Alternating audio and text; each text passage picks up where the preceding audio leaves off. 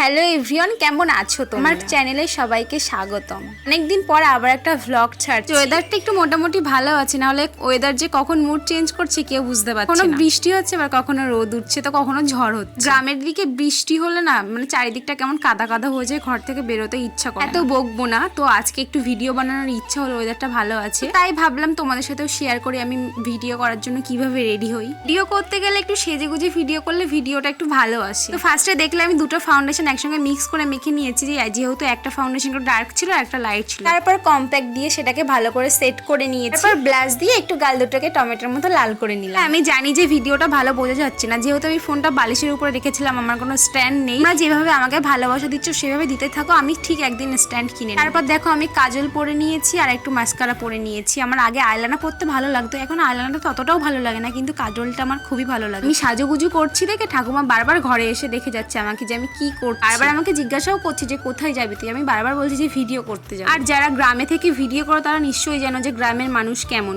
বাড়ির লোকের আপত্তি না থাকলেও গ্রামের লোক এসে এমন কিছু বলে দিয়ে যাবে যে বাড়ির লোক তখন বারণ করবে যে তোকে ভিডিও করতে। আমি এখন কারোর কথায় কান দিই না, আমি আমার মতো। এখন আমি রেডি হয়ে গেছি, রেডি হয়ে বেরিয়ে পড়েছি বান্ধবীদের বাড়িতে। ওদের বাড়িতেই ভিডিও বানাবো আমি আরও একসাথে। তোমরা ভেবো না যে আমি নাইটি পরে ভিডিও বানাবো। চলে আমার বান্ধবীর বিয়ে হয়ে গেছে, বাপের বাড়িতে এসছে, তো আমরা দুজন অনেকটা একই রকম শাড়ি পরেই ভিডিও বানাবো। আর দেখো আমাদের গ্রামের দিকে রাস্তার ধারে কত গাছপালা। গ্রামের এই জিনিসটাই সুন্দর যে চারিদিকে সবুজ সবুজ গাছপালা, কত বেশ ভালো লাগে। যেতে যেতে আমার জুতোর ফিতেটাই উঠে গেল, কি অবস্থা। আমি ওদের বাড়িতে চলে এসেছি আর ও এখনো রেডি হয়নি। ও আমাকে অনেকক্ষণ আগেই ফোন করে বলেছিল যে তুই রেডি হয় না, আমি রেডি হই। আর এটা হচ্ছে ওর ছেলে আমাকে হাত ধরে নিয়ে যাচ্ছে সেন্ট মাখবে বলে। আর দেখো এই নিয়ে এখানে এখনো রেডি হয়ে যাচ্ছে।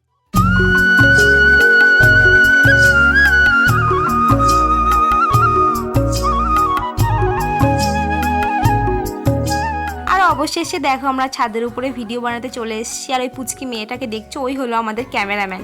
আর এই যে ইনি সাজতে এত টাইম লাগিয়ে দিয়েছে যে ভিডিও করতে সে বৃষ্টি চলে এসেছে। মেঘলা দিনে গ্রামের আকাশটা একবার দেখে নাও।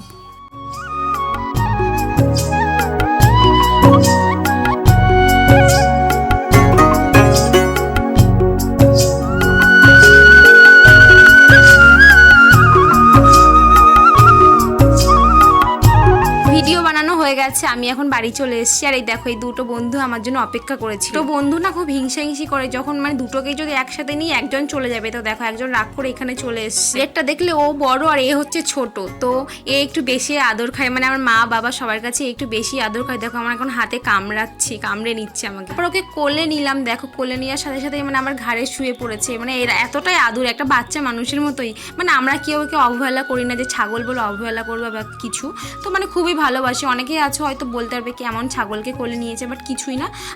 আমার মা বাবা সবাই আমরা ছাগলকে খুবই ভালোবাসি। তো আজকের ভিডিওটা এই পর্যন্ত। যদি ভালো লাগে অবশ্যই একটা লাইক করো, চ্যানেলটাকে সাবস্ক্রাইব করে দিও। সবাই ভালো থেকো, সুস্থ থেকো, টাটা।